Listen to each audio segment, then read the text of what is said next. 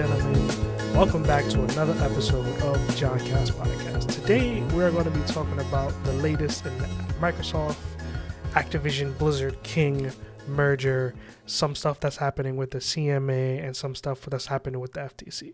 Now, normally, I don't usually cover stuff like this, but I've been really interested as of lately, and seeing as how this seems to be coming to an end, I figured that this may be the perfect time for me to jump into it, at least talk about it, and maybe explain some things that people don't know about or are unaware of, put my opinion out there. I do not claim to be a person of law, do not claim to have all the answers. Anything that I share today, I'm going to be posting in the link or in the comment section of not the comment section, in the description of this video. So hey, if you have anything, go check it out. Some stuff I'm just going to be talking about because of things I've seen, so you may have to go look that up. But if you are really interested in the things that's going on in the background of this case, please just feel free to go look on the internet. But before we really get started, let's subscribe, like, can I get those two things? That would be nice. That'll help and to go a long way. But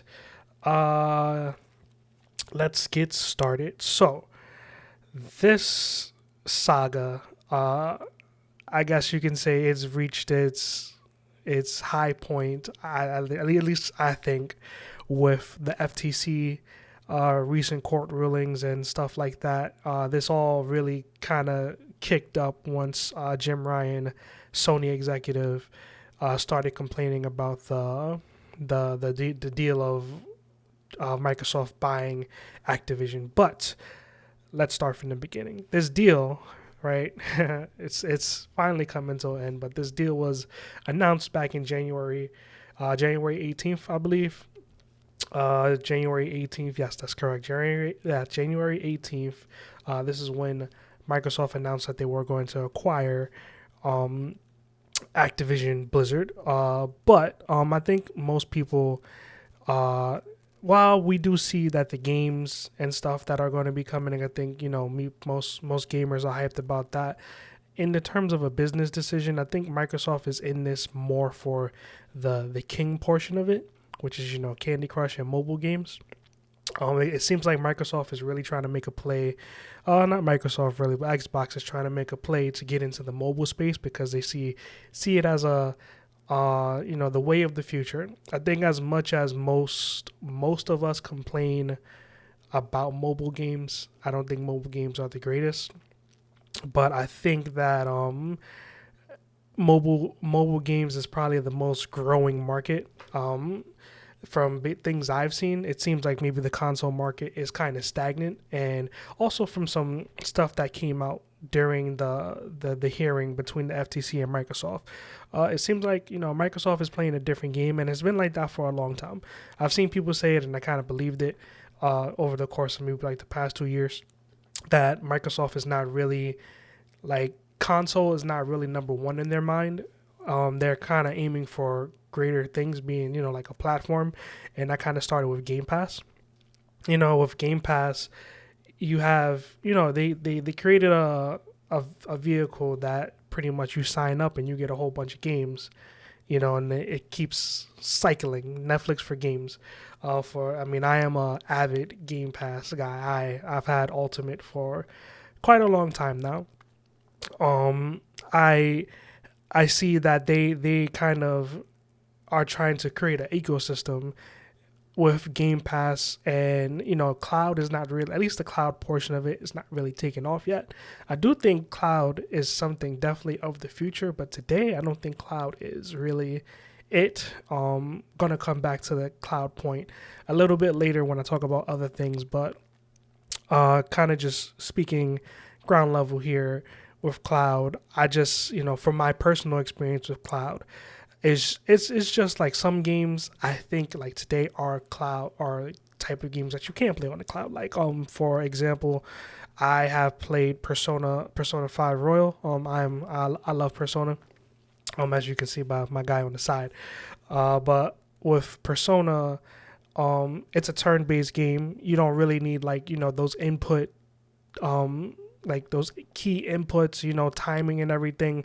There is a sort of I forget the proper word for it. There's a little bit of latency between, your button press and it being registered when you're playing on the cloud.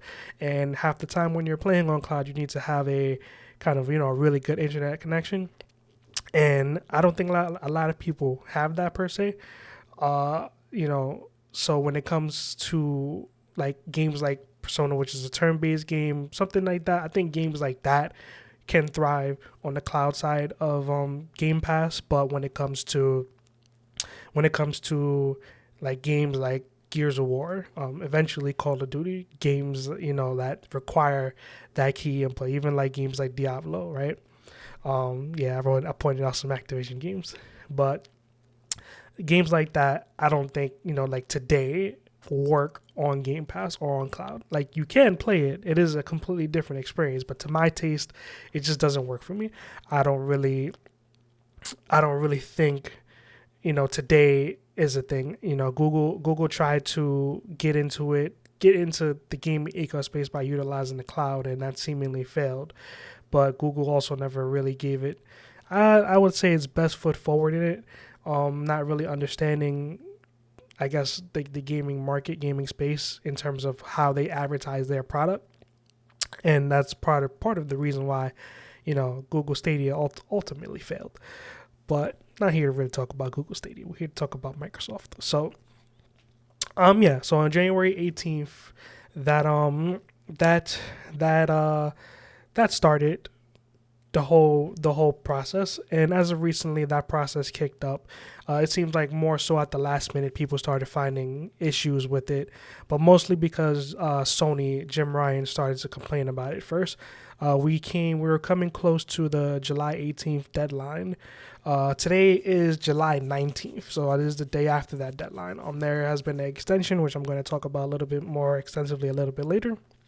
But as we were coming more towards the finish line, it seems like everybody was trying to cram in. But this all started with Sony really relatively complaining that they believe that Xbox is going to hold Call of Duty away from them, and that Xbox is going to make Call of Duty exclusive. And now, even like a basic person like me, I think that Call of Duty, I don't think it made financial sense at all for Xbox to say that they were going to pull Call of Duty away from any platform. As of before that, they were making agreements with other places to actually make Call of Duty more accessible. So they made a deal with Nintendo. They made a deal with GeForce Now, I believe. They offered to make a deal with Steam, or Valve, which is the parent company of Steam. Valve pretty much, they said no, but not no because they didn't want like Call of Duty. They just believed that Microsoft was going to make the right play, so they kind of were acting in good faith. So they were just like pretty much, hey, we don't need an agreement for you to know that for us to feel safe.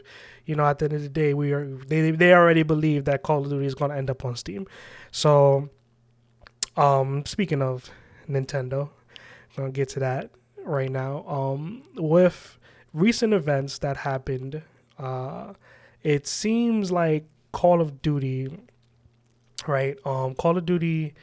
Recent Call of Duty games. So on Xbox, I think the sale actually ends tomorrow, but on Xbox, a whole bunch of Activision games went on sale recently, and in the process of those going on sale, a lot of the servers were fixed, right? A lot of the old Call of Duty servers were fixed. Now, when I first saw that, I was under the impression that Activision fixed it pretty much because of that sale, to sell more games. And it also happened with the timing that the FTC lost the case. But it has been confirmed by multiple people. I kind of just going to bring up something I found because I forgot to actually highlight the important people. But this was the tweet I saw. Pretty much that Microsoft were the people who actually went and fixed those Call of Duty servers. So it just seems like, Microsoft went above and beyond to make these servers fix. And right now, as far as I've seen, Call of Duty, these past Call of Duty games have high numbers in terms of people playing it, because I think most of us love those past Call of Duty titles, and more specifically, the ones I've been seeing pointed out is Call of Duty 4, Modern Warfare, Modern Warfare 2, Modern Warfare 3, Black Ops 1, and Black Ops 2. Those are the ones that I see talked about the most. Those Xbox 360 titles. So those are the ones that I think, I think in unison we have a place in our heart for all of those. Me personally, I like Call of Duty Modern Warfare 2 the best. That is my favorite, I would say, amongst it all. Maybe Black Ops, one of the Black Ops games, not sure which one it is, but one of the Black Ops games is probably a very close second. But when it with this specific thing of them fixing the server, I think there's a greater thing at play behind the scenes. I feel like the servers being fixed is them ramping up for those specific games eventually going to Nintendo.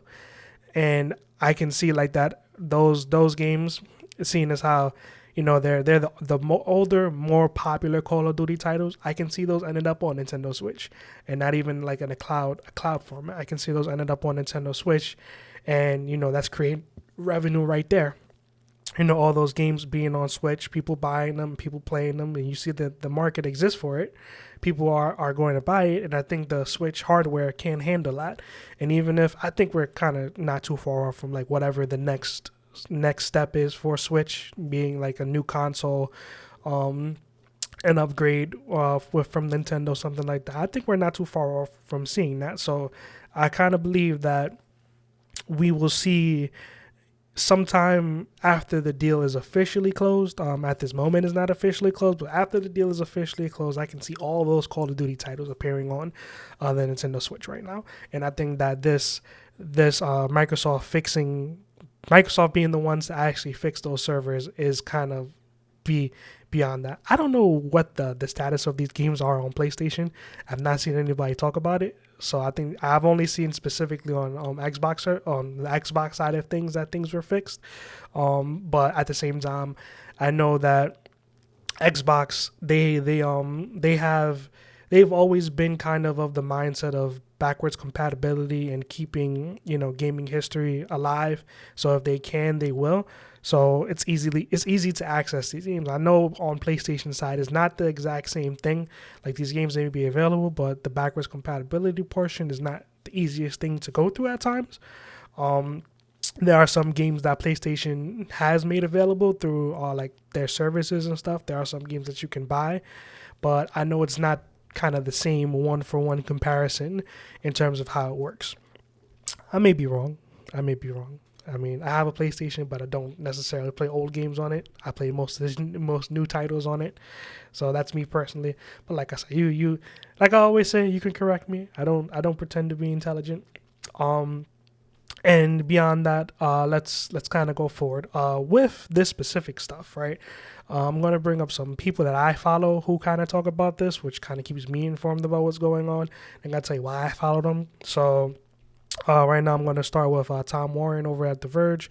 Usually when it comes to like just the news side of things, I follow him only because I feel like, when it comes to coverage, at least I'll know when something big happens. So, over at The Verge, where he's from, that's where it's stuff, and he kind of tweets out and is on top of stuff all the time. So I follow him. When it comes to the law side, I follow Richard Hogue Law. He and the other person that I'm going to bring up, Florian Mueller, both of them, I feel like when they talk about it, they're not talking about it in any type of fanboy perspective or anything. Both of them seem to be interested in the law side of things. So whether they may be talking about the same thing but have two completely different outcomes because of how they view law should work, in the court system, and how, these things, like, most of the time I think Florian Miller would bring up points and it seemed like, Xbox, it just didn't make sense for, like the FTC case, that, all the stuff that they needed to meet, in his opinion, it wasn't the FTC's case was really weak. And then I had another time when Richard Hogue was talking about it, and he would bring up how, yeah, it may be a weak case, but they only have to prove like a certain amount of points for them to have a case. So yeah, like I said, I don't claim to know anything about law. I follow people who are smarter than me and talk about this stuff.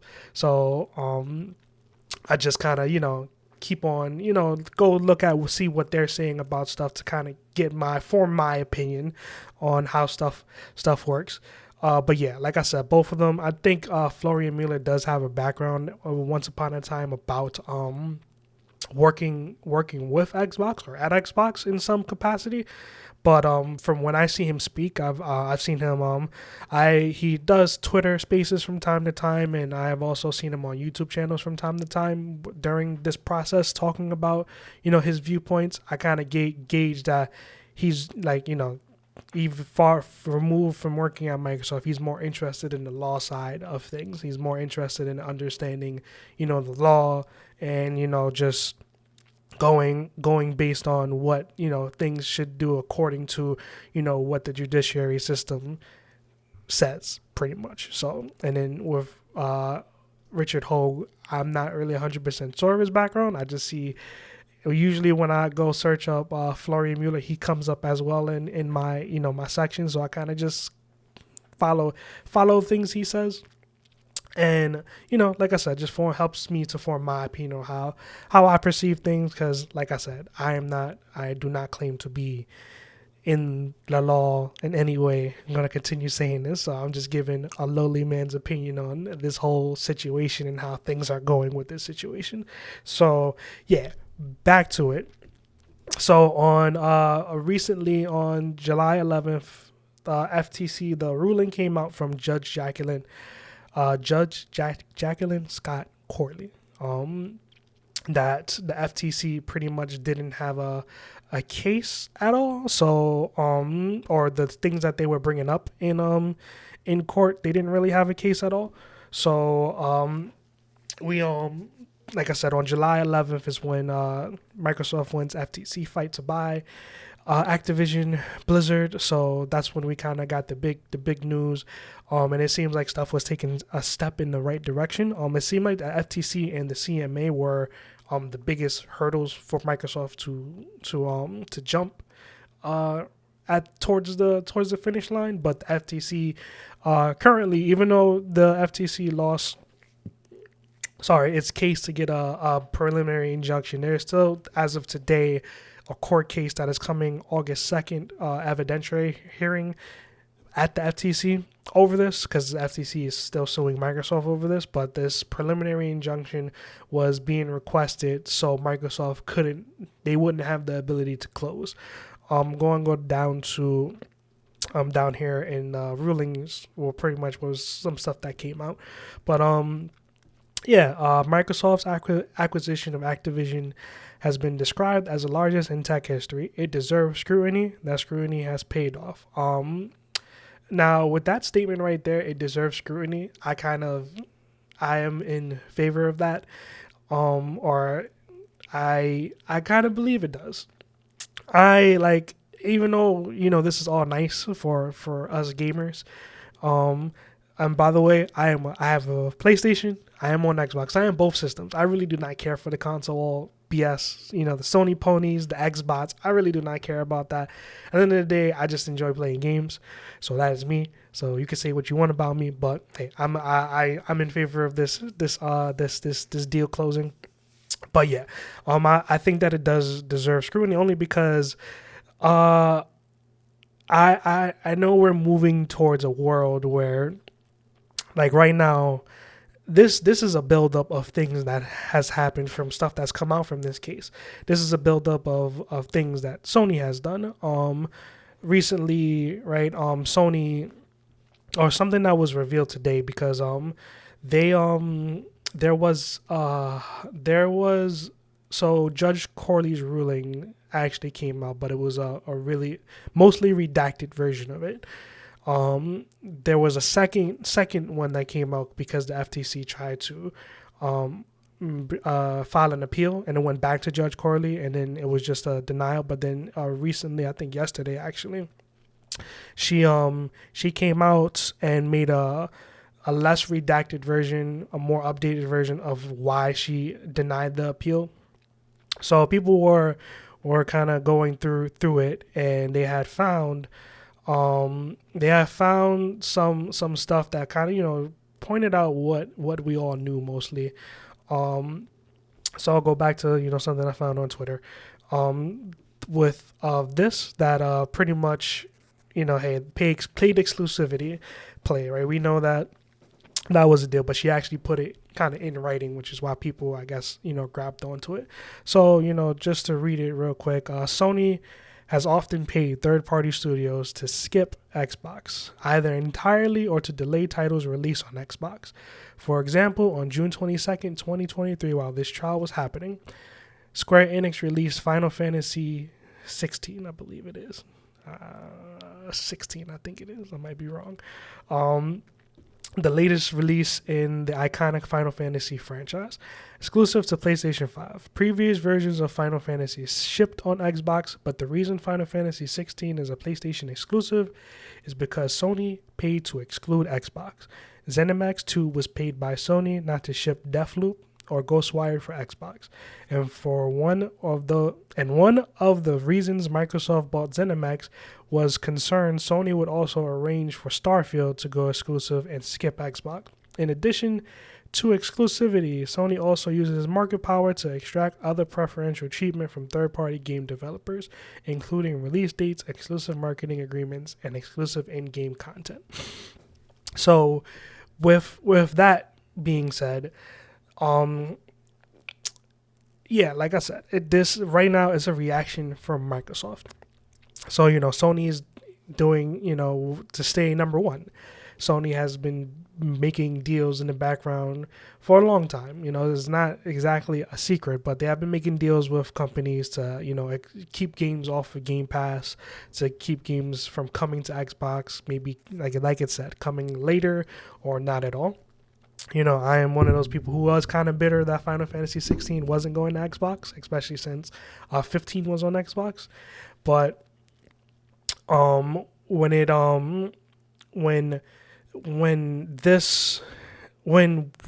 reading this, right, it kind of, this also was talked about in the court case as well.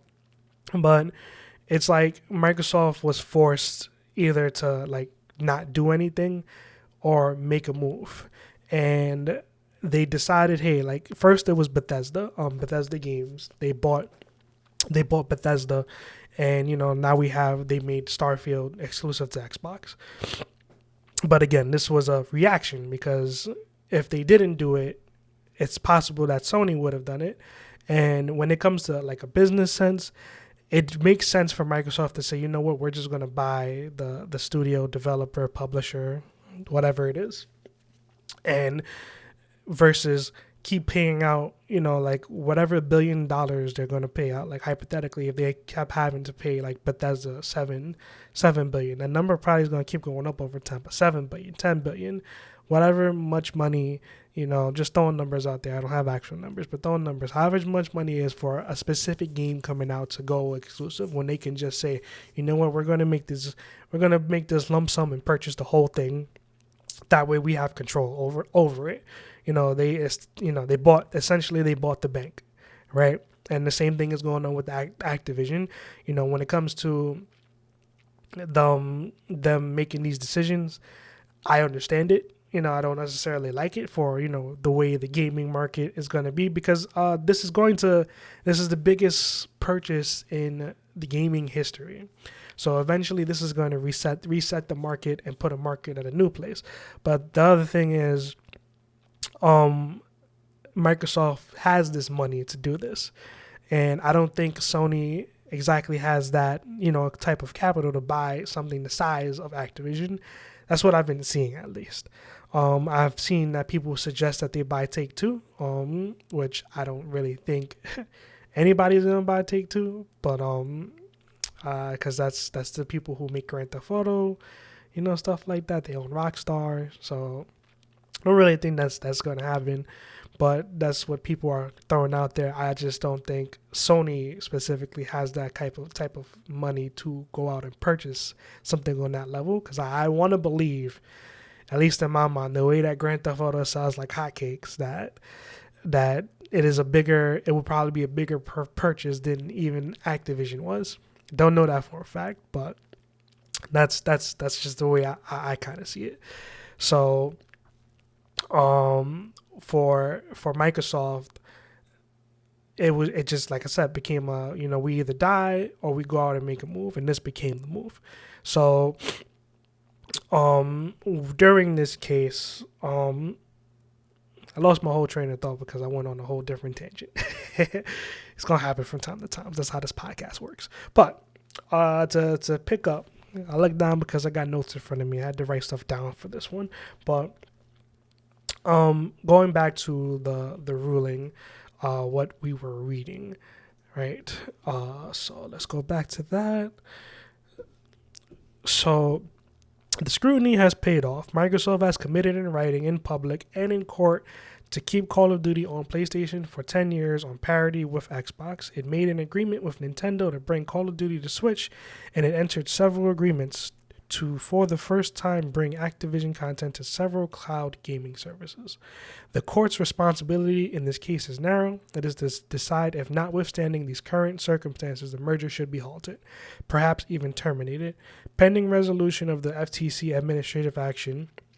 For the reasons explained, the court finds the FTC has not shown a likelihood it will prevail on its claim this particular vertical merger in the specific industry may substantially lessen competition. To the contrary, the record evidence points to more consumer access to Call of Duty and other Activision content.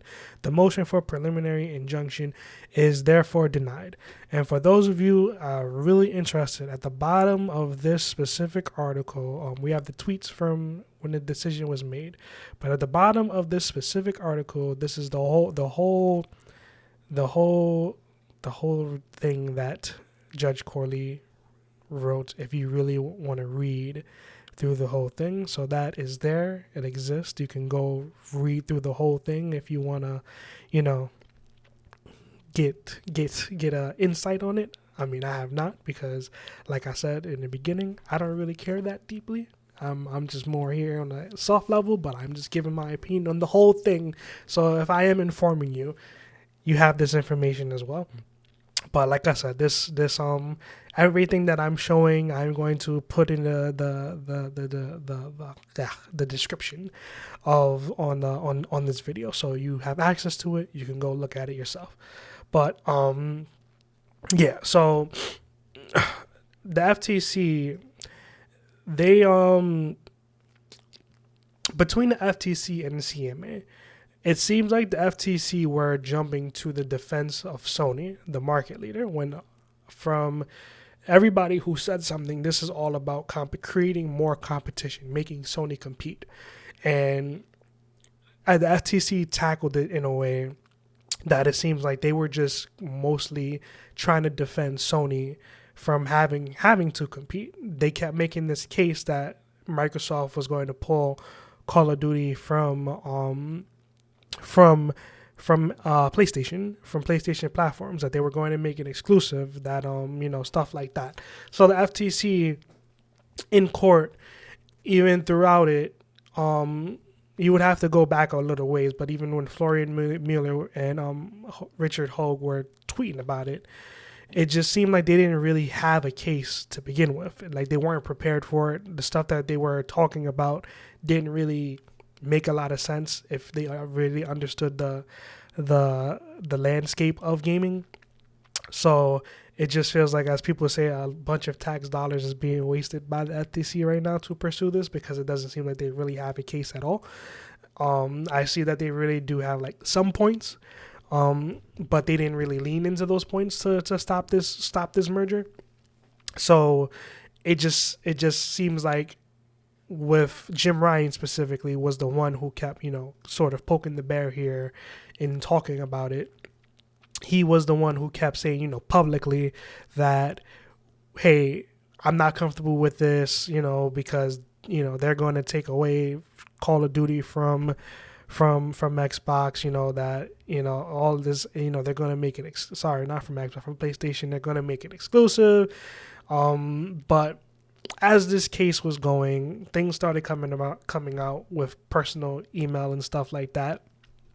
And I'm going to kind of lean into more of PlayStation from this point on, what was going on over there. But Jim Ryan, his private emails came out during the court case. And some of those emails showed that, pretty much what he was saying in public is not what he was saying behind the scenes. And from what people gathered, he was trying to make or leverage a situation. So this is from Kotaku.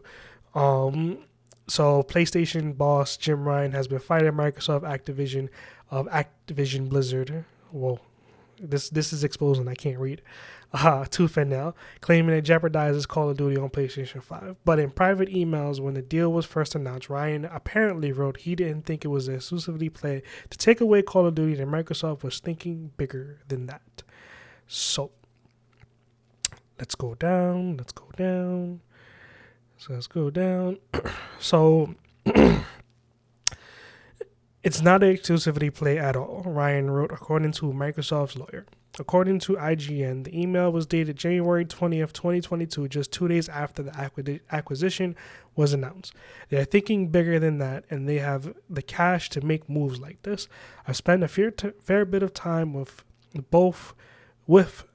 Microsoft Gaming CEO Phil Spencer and Activision Blizzard CEO Bobby Kotick over the past day.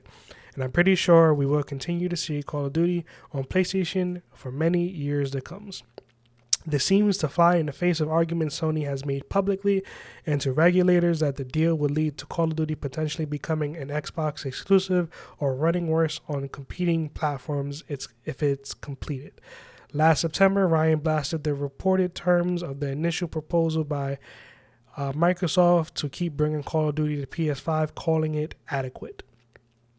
Microsoft has only offered for Call of Duty to remain on PlayStation for 3 years after the current agreement between Activision and Sony ends. He said in a statement, after almost 20 years of Call of Duty on PlayStation, their proposal was inadequate on many levels and failed to take account of the impact on our gamers. We want to guarantee PlayStation gamers continue to have the highest quality Call of Duty experience, and Microsoft's proposal undermines this principle. So, as you see, in the face of the public, when it came to being in front of the regulators, Jim Ryan was the one kind of, making noise about this whole thing. But in the background, it seems like he never was really concerned about it at all. We had a tweet from, I'm not sure of her exact title, but an executive within Activision Blizzard. Her name is Lulu Ching Missouri. I might have that wrong, and I apologize if I have that wrong. I should have it in front of me, right? But she had brought up that Ryan just, when they were talking about it or tried to talk about it in person, that he was pretty much said that at the end of the day, he didn't want to sign any deals. He just wants the deal to not be done between Call of Duty. Microsoft and Activision merging together. He was kind of going on to say that he feels that if they do merge together, that PlayStation was going to get a worse version of Call of Duty, which didn't really make a lot of sense, right? But these are the things that he was saying. So when it came out in court that it was actually, at least his feelings was the opposite. That kind of made a significant blow in the argument the FTC was trying to make. And ultimately, as kind of reported, I think the day after the second appeal by the FTC went through and was denied. Just going to share that real quick. So yeah, this was like kind of a few days afterwards, July 14th. They tried to file an appeal for it to go to the 9th District Court to get the injunction, the preliminary injunction, and it was denied. almost like a day, pretty much 24 hours after it was filed, and that was, July 14th. This was from the Ninth Circuit Court right here, this whole part. Like I said, if you want to read deeper, I will definitely be putting this into the description. So, yeah. So right after that, a lot of different dominoes started to fall. So right after this happened, Sony signed a deal with Microsoft. Sony signed a 10-year deal with Microsoft to for Call of Duty. But the thing is, so originally, right? Let's read this first. Sony has agreed to a 10-year deal for Call of Duty with Microsoft to keep the franchise on PlayStation after the proposed Activision Blizzard acquisition. Microsoft Gaming CEO Phil Spencer says Sony and Microsoft have agreed to a binding agreement to keep Call of Duty on PlayStation. This ends a bitter battle between the companies that has waged both privately and publicly over the past year. Microsoft announced its acquisition of Activision Blizzard in January. This was a tweet from Phil Spencer. We are pleased to announce that Microsoft and PlayStation have signed a binding agreement to keep Call of Duty on PlayStation following the acquisition of Activision Blizzard. We look forward to a future where players globally have more choice to play their favorite games. So now I'm going to skip a little bit further down because this was kind of a vague tweet into what they actually signed, but it was peeled more into. So while Microsoft initial announcement doesn't mention 10 years for Call of Duty on PlayStation, Carrie Perez, head of global communications at Xbox, confirmed the 10-year commitment to The Verge. Perez, later confirmed to The Verge that the deal is only for Call of Duty, though that makes the deal similar to a 10-year agreement between Microsoft and Nintendo, but not the various deals Microsoft has struck with Nvidia and other cloud gaming platforms to be Call of Duty and other Xbox/Activision games to rival services. Microsoft's original deal offer to Sony in January 2022 included keeping all existing Activision console titles on Sony, including future versions in the Call of Duty franchise or any other current Activision franchise on Sony through December 31st, 2027. The deal terms have clearly changed since that opening offer, with an extension to 10 years that's just limited to Call of Duty. And this email, or the specific email, there are other emails that are out there, floating around out there, that you can go find if you look hard enough, that came out from this. But this was from Phil Spencer to Jim Ryan right after, fairly recent, not even recently, but following up on when they initially talked about it. And this is pretty much stating what was said. Pretty much, this was the date that I guess he initiated talking about it, and that was the last thing that was really said, at least. Not really, but other things came out from that email. I did not put my due diligence forward to go get that information, but that information basically was Jim Ryan basically saying he was trying to leverage the situation with the FTC and the CMA. When people kind of relatively thought that the deal might have been dead, but it seems like he was trying to leverage the whole thing to go, hey, we want Bethesda games on PlayStation as well. We want Call of Duty, we pretty much everything to try to get everything back. And it seems like it was a play, he was trying to make a play for Starfield. And Phil Spencer pretty much said, nah, bro. Like, that's kind of what happened. But it seems like because of, in my opinion, this can go one of two ways. It seems like, Microsoft, because the fuss with Jim Ryan was specifically over Call of Duty, and now they lost once the FTC case, and now seemingly the CMA case. I'm going to be talking about the CMA case in a second, but those two cases have are coming either at a conclusion or coming to a conclusion.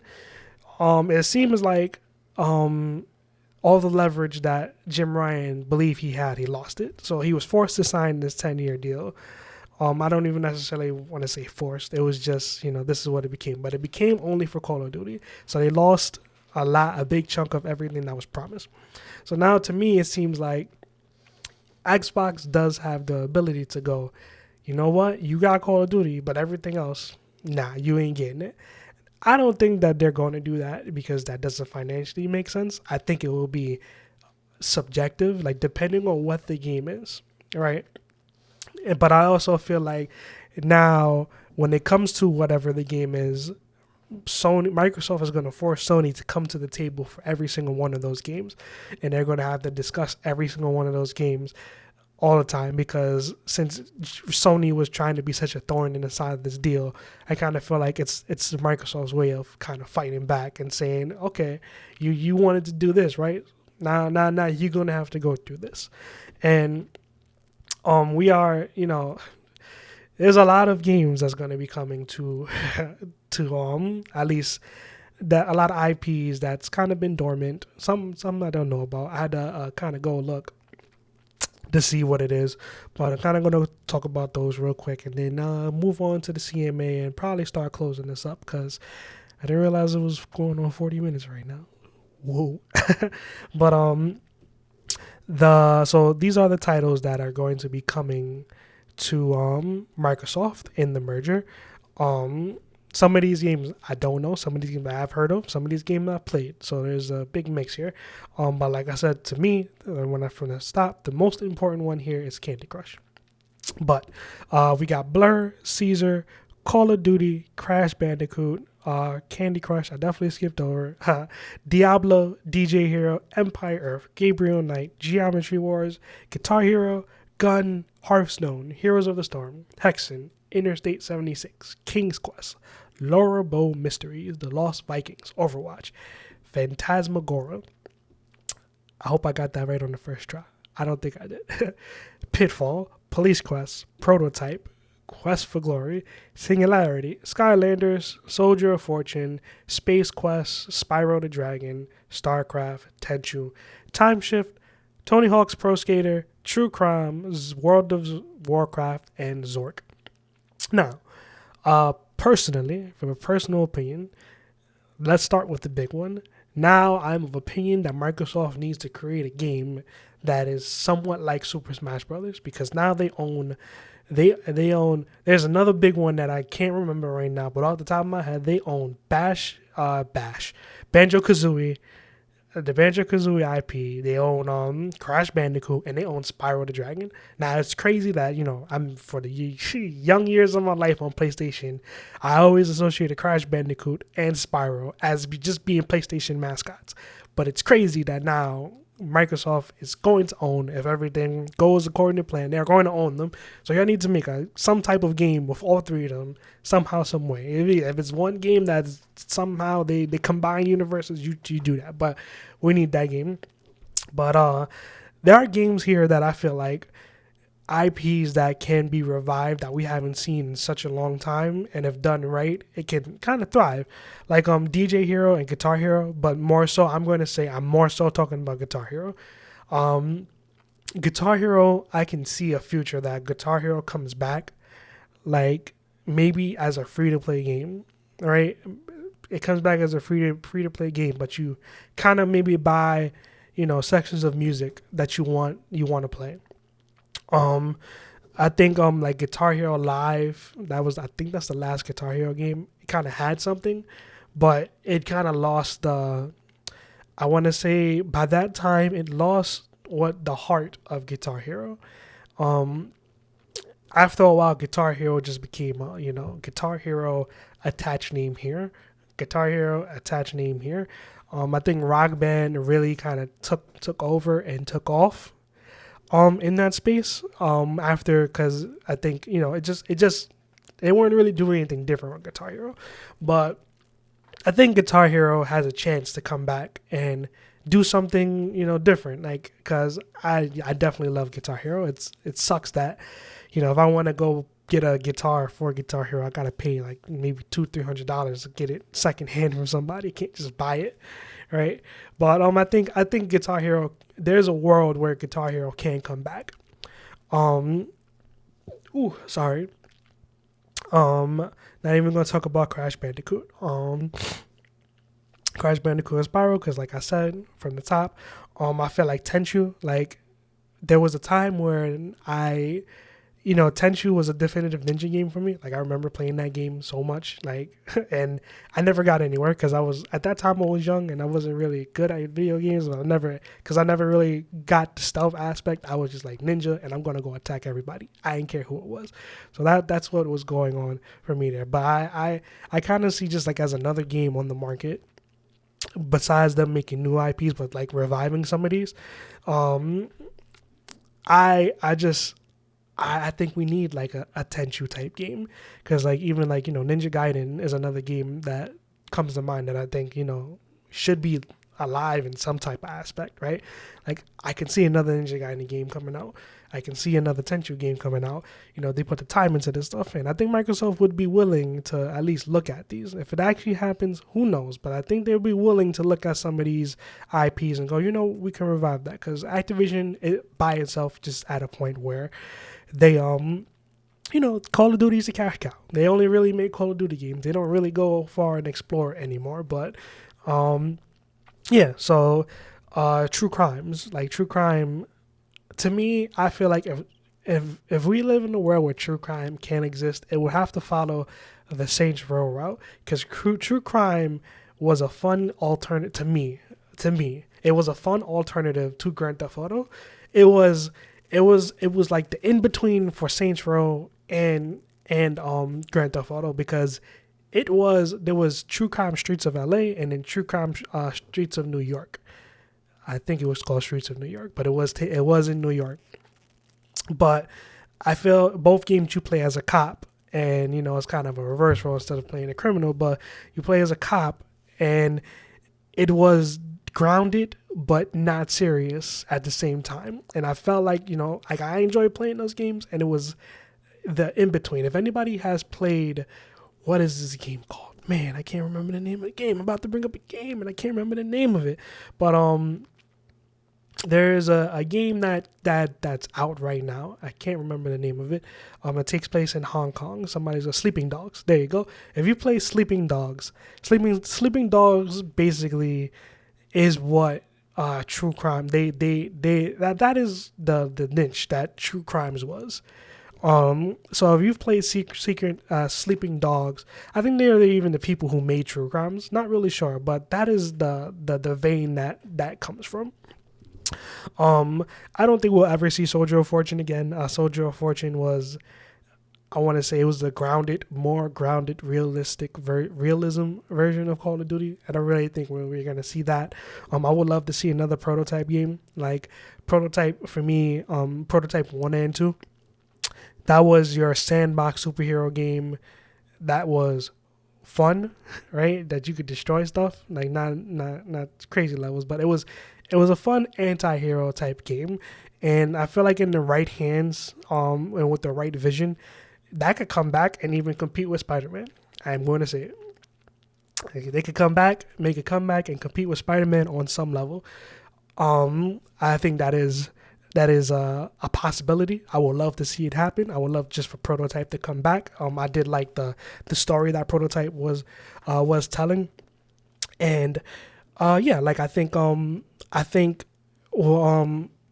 with just expanding the catalog with what Xbox has, and most of these games are going to come in Game Pass. With just expanding the catalog, just all these games can come back in some type of way. Gun was a cool game, but I don't really. It's hard to say because I think Gun was first, and then Red Dead Redemption came out, and I think Red Dead Redemption is the one that really took over the Western the Western action game. I'm gonna call it the GTA Western game. I clearly don't know what I'm talking about here, but yes, I want to believe somebody understands what I'm saying. But there is so much possibility here. I mean, man, Tony Hawk, right? Tony Hawk was just iconic game at the time, right? I think Pro Skater 1, Pro Skater 2 is probably one that people remember most.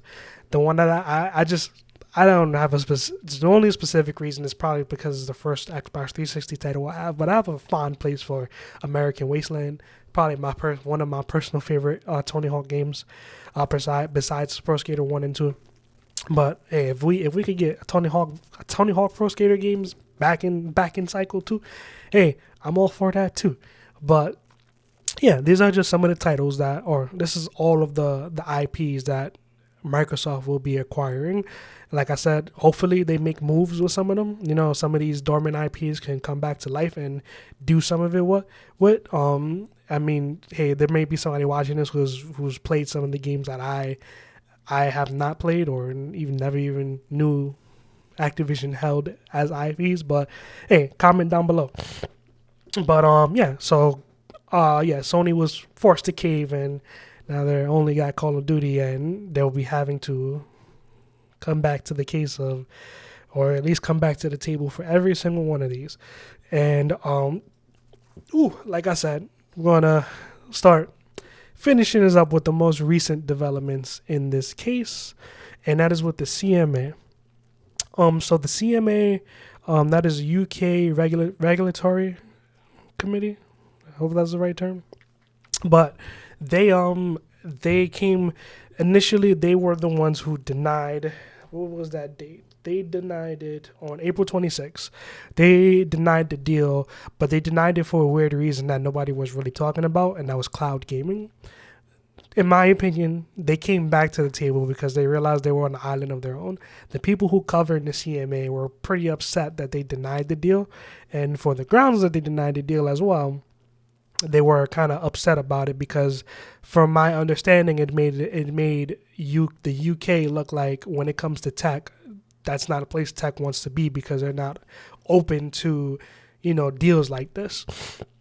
So they took a lot of beating, but it seems like as soon as literally the day after the FTC lost their case, they decided to come back to the table. And from my understanding, they are trying to work hand in hand with Xbox, but they're also trying to work in a way to not overturn the decision that they originally made.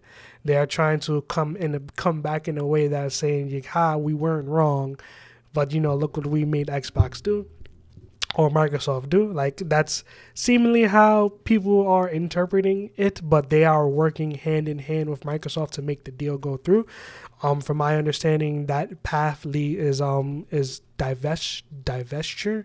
I may have that word wrong, but that is basically Microsoft selling off the cloud portions to a UK entity, and then pretty much that. The way like I said, this is my understanding of it. Like I said, I'm a lowly man, but they are possibly going to sell off the cloud portions to another company to specifically run that stuff that within, at least specific to the UK. That is how I understand it. I may have that wrong. Feel free to explain below. But like I said earlier, they came back to the table. This was announced yesterday for me in the late hours. So July 18th was the original deadline for the deal to be done, and if it wasn't done, they would have to pay fines on it. I think it was $3 billion. So they came back to the table, and pretty much Microsoft and Activision Blizzard have agreed to extend their merger agreement pending the outcome of negotiations with the UK regulators. Both parties will now have until October 18th to finalize the transaction after missing yesterday's original deadline or deal deadline. The recent decisions in the U.S. and approvals in 40 countries all validate the deal is good for competition, players, and the future of gaming, tweeted Lulu Ching, Missouri. I did say it right. Activision CCO. CCO is a new one. That's a new one for me. I haven't seen CCO before. And EVP of Corporate Affairs. Given global regulatory approvals and the company's confidence, the CMA now recognizes there are remedies available to meet their concerns in the UK. The Activision Blizzard and Microsoft Board of Directors have authorized the companies not to terminate the deal until after October 18th. This was another part I wanted to read. Both Microsoft and Activision Blizzard have also agreed to a higher termination fee and new commercial arrangements for the transaction. A termination fee payable if Microsoft or Activision walks away from the deal is now set at $3.5 billion if the deal doesn't close by August 29th, and it jumps to $4.5 billion if September 15th passes without a finalization. So, from, like I said, the people who are smarter than me, it seems like this deal is mostly done. Right now, the CMA is saying that they believe that the deal should be done by late August, and right now, pretty much October 18th is just hey, to give it some buffer if it needs some buffer, but they think that they'll have the deal done by August middle to late August. They believe that is the time frame of when this deal should be finalized. Before this came out, I believe another path that was talked about was Microsoft and Activision closing the deal but leaving the UK out of it so they can negotiate with the UK and to just finalize it when they're done. But it seems like Microsoft and Activision want to work with the UK and not just close over them, especially since there is most likely going to be more things that is going to be acquired in the aftermath of this. Like, I don't think Microsoft is done buying publishers, and I don't believe Sony is going to stand by and not acquire something as well. I believe for the next couple years, this is just going to be a thing. Microsoft acquiring somebody. I mean, the rumor mill has it that Disney is being sold, or some assets of Disney is being sold. So I wouldn't be surprised if Microsoft's name pops up in that. But yeah, and also it was reported that Microsoft was looking into buying a whole bunch of stuff. They was looking to buy Bungie before Bungie ended up being sold to Sony. They were looking into Sega, which I think would be an amazing acquisition, seeing as how I think Microsoft and Sega have been partnered on things for quite a long period of time. So it kind of would make sense that if they did go that route and it did happen, that's a thing. But yeah, in terms of the CMA, they have come around to at least coming back to the talking table, and it seems like they're working hand in hand with Microsoft now to address whatever issues it is that they have. They were mostly cloud gaming. It seems like to me they were left on the island by themselves because they were the only one that were talking about the cloud gaming portion. And it just seems like they were kind of in a situation where they had to go, you know what, like, it looks bad, really bad now, so we got to come back to the table. And especially since Sony signed a deal, since the crux of a lot of people's argument was that Sony situation, but Sony came in and it seems like it changed a lot of things in, for the grounds of arguments that was being made. So yeah. And one last thing I'm going to talk about before I close this out. One thing that I don't think is talked about enough is that I think with Activision being bought by Microsoft, this information came out yesterday. So Bobby Kotick, I think I made a podcast episode. I don't remember if it was on Random Noobs or if it was on this platform, but I did make a podcast episode a long time ago talking about the situation with Bobby Kotick. If you want to go look up that information, you can just Google, lawsuits, whatever Bobby Kotick is involved in, the culture that is Activision Blizzard working there. You can look those things up and you will see, the things that Bobby Kotick is allegedly a part of. So it is my opinion that Bobby Kotick needs to go. Them going to Microsoft, it is being said that all of Activision Blizzard pretty much will report straight to Phil Spencer, and from what I understand, Microsoft has been an excellent place to work. In turn, when it comes to that, the things that take place at Activision is just disgusting. The culture that is festered is just disgusting. So with new leadership, I think it makes a better place for people to want to work, for people to come to work every day. There are just a whole bunch of things that was coming out, and it seems like Bobby Kotick didn't really do anything, or may have even been a part of some of it. So it's my opinion that he needs to go. And I know we're all caught up in the hype of Microsoft owning Activision, but I just felt like it was something that needed to be said, and I wanted to just, bring it up real quick. So for, the employees of Activision Blizzard, I think they were also wanting to unionize, and Microsoft is seemingly in favor of that happening, but whatever makes it a place for them to work where they, like I said, want to show up to work, not have to worry about the stupid things that can go on with stuff like that. But from what I understand, Bobby Kotick's contract with Activision is up in April of 2024, so he could be around until that point, because we don't know what was specifically discussed in this buyout. Who knows? Maybe as soon as this deal is done, he may get the golden parachute and just be out right away, or he may stick around. Maybe they want him, there to finish out the contract and to whatever he's able to offer them in terms of, just the logistics side of things. Maybe he sticks around for that, but I don't know the details of, what is specifically going on with him, but I do believe he needs to go. So, that's pretty much everything. That's everything I wanted to discuss. Like I said, I don't normally do things like this, and I really didn't expect this to take an hour. But if you would like me to, I'm not expecting to come back to this. I may mention it in another podcast episode down the line if it becomes official. I don't think I'm gonna dedicate a lot of time to it, but I was interested in it, and like I said, I just wanted to share. Like I said, I'm going to post everything that I've shared. I am going to post links to it in the description, so if you want to read it yourself, you're able to. If you want to go deep searching into everything that's happening, you're welcome to do that. You comment your opinion down below. As I said, I'm in favor of this happening. I just think it's great for gamers. It is at least when talking about the Game Pass side of things. I just think accessibility is always nice. Having different ways to acquire games always nice. I remember the days of being younger and parents not able to afford buying the newest game all the time. But if we live in a world where we have a subscription service like Game Pass that puts games day one on Game Pass, and